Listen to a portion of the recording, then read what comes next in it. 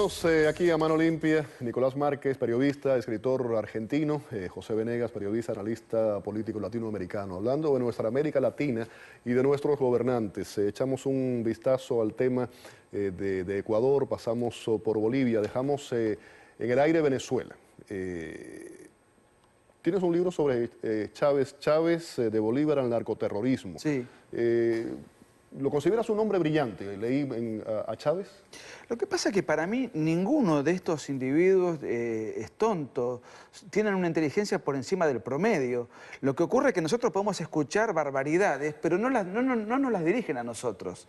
Ellos se las dirigen a su propia tropa, les hablan en un lenguaje que les es común, saben cómo seducirlos, saben cómo enfervorizarlos, saben cómo maniatarlos. Entonces realmente son de una inteligencia superior al promedio y por algo logran liderar esos países y secuestrar el poder de esos países a través de un sistema, de una dictadura moderna. Fidel Castro tampoco no tenía un pelo de tonto. Fidel Castro es un hombre brillante. Brillante, una brillanteza al servicio de una causa innoble. Eso no cabe, y yo creo que Chávez, indudablemente, es de una inteligencia superior, que no tiene nada que ver ni con inteligencia. O sea, la inteligencia al servicio de acumular poder personal, consolidar ese poder y eternizarlo. Que después su gestión de gobierno sea un desastre y además sea un gobierno dañino sí, para ¿en qué se utiliza, disidente? en qué se canaliza esa inteligencia? ¿No? Esa es la claro, cuestión. eso es otra historia. Ahora, dices algo que me llama mucho la atención. Dices que la consolidación de Chávez en su momento se debe en parte a que sus adversarios lo subestimaron.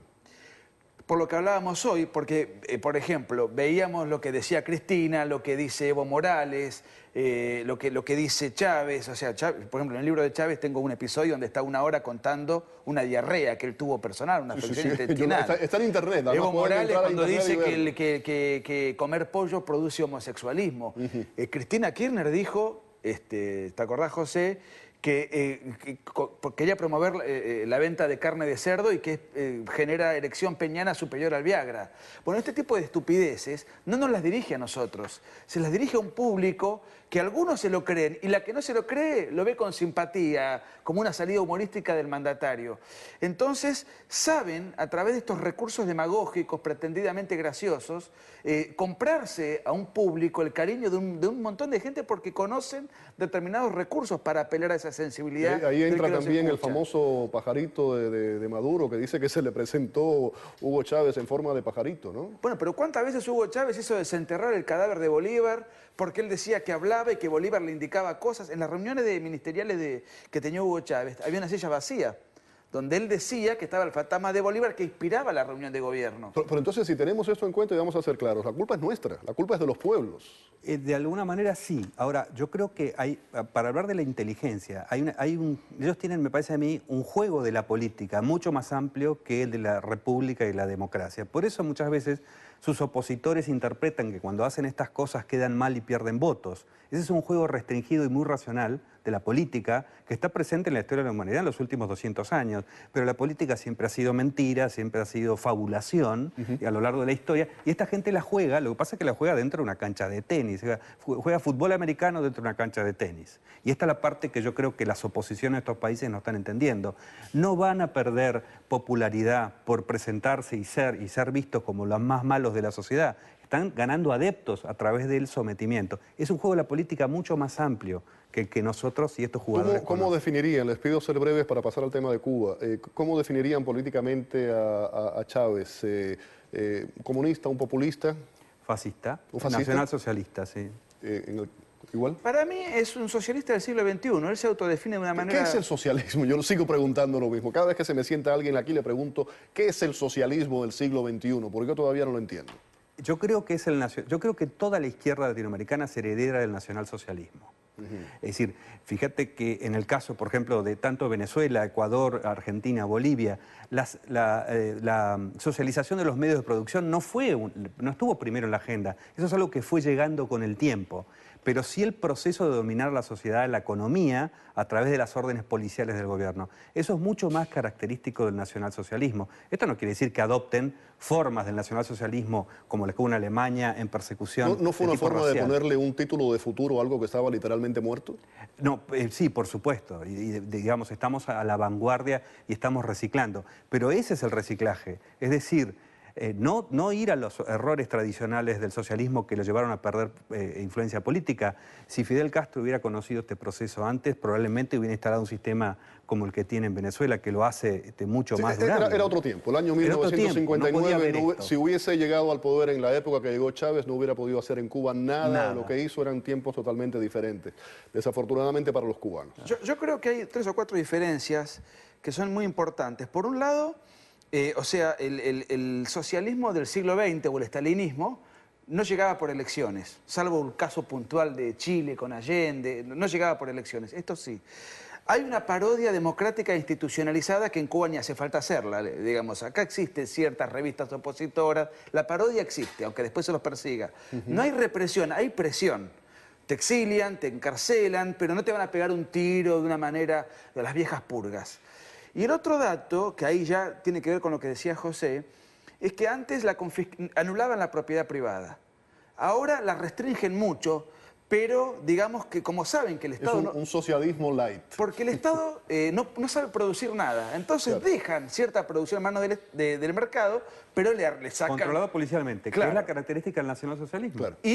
Pueden sobrevivir más tiempo. Interesante. Digamos, las confiscaciones de las retenciones en Argentina. Y en esta época el control legitimado del Estado sobre los individuos privados y las empresas es mucho mayor al que había en la década del 40. Por eso les resulta más fácil por presión y no por represión dominar a la sociedad.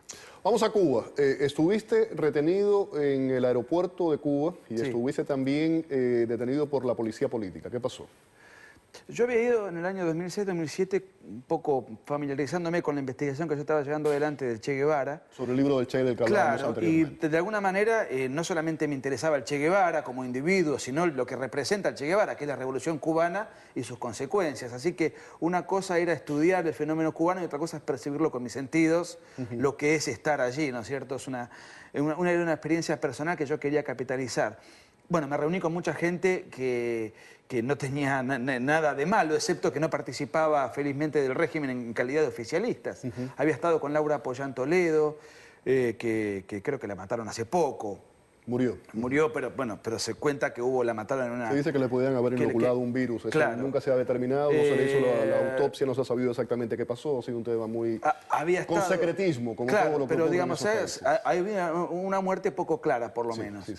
Que con buen criterio muchos dicen la mataron, porque le hicieron la vida imposible. Ocurrió después con Osvaldo Paya Sardiñas, algo similar. Exactamente. Había estado, me acuerdo, con la médica Isla Molina, que ahora está en Buenos Aires. Está en Buenos Aires. O sea, me había reunido con gente que era, digamos, un escándalo, y entonces yo era un turista extraño.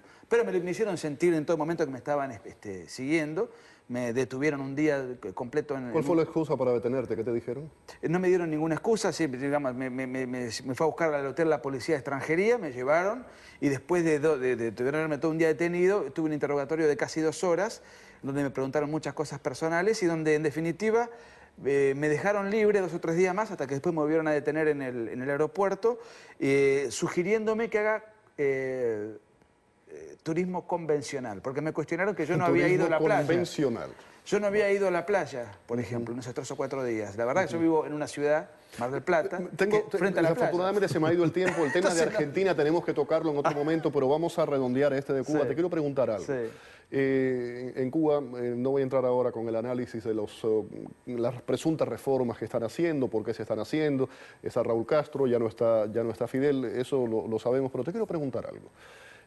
Todavía encontraba no hace mucho una persona que fue de turismo a Cuba y me dice que fue a Cuba y que lo veía todo bien, que estaba todo bien, que hablaba con el ciudadano de a pie, que la gente le decía que vivían bien, que no había problemas, que la gente no tenía miedo. Te quiero preguntar esto, como argentino que llega a Cuba, llegas por primera vez al país y te das cuenta de que es una sociedad distinta a la sociedad del resto del mundo. ¿Te diste cuenta que la gente tenía miedo? La pregunta mía, ese tipo de gente que hoy día sigue justificando lo que ocurre dentro del régimen y que dice que la gente vive bien, ¿qué son? ¿Tontos útiles? ¿Se lo creen? Yo creo ¿Hay que mala intención? A mí pueden ser o malas personas, porque la verdad que hay que ser un miserable para defender un régimen al cual Pero realmente se puede estar allá adentro teniendo 2 dedos de frente sin darse cuenta de la realidad de lo que está sufriendo el pueblo cubano. Bueno, a ver, idiotas útiles está lleno. Ahora, también hay muchos miserables que van con dólares a contratar prostitutas, a vivir la buena vida, a tomar su ron y a hablar con la gente, en donde a la gente no le queda más remedio que hablarle bien del sistema, porque está penado por la ley, por el Código Penal cubano. Hay un delito que se llama propaganda oral enemiga, que es cuando uno habla mal del gobierno, 25 años de cárcel. O sea, que si yo fuese un cubano que estoy ahí, ¿y cómo está? Si bien. O sea, no tengo otra alternativa. El tema es el nivel de información política que tiene que lo visite. Es muy obvio. Yo tuve la experiencia de estar en Cuba también en el año 2004. Mi hipótesis es que los turistas se sienten que son superiores a los cubanos. Eso es lo que les vende el régimen. De alguna manera salen de ahí con su ego muy contento por esa situación. Que sea así. Les agradezco mucho a los dos, Nicolás y José. Argentina queda para otro momento, no tengo tiempo. Pero el que considera que en Cuba se vive bien, que vaya a vivir ahí. Que vaya a vivir ahí y nos confirme su convicción mudándose a La Habana con toda su familia. Muchísimas gracias a los dos por haber estado aquí en el programa. Gracias a vos. Vamos a una pausa. Al regreso.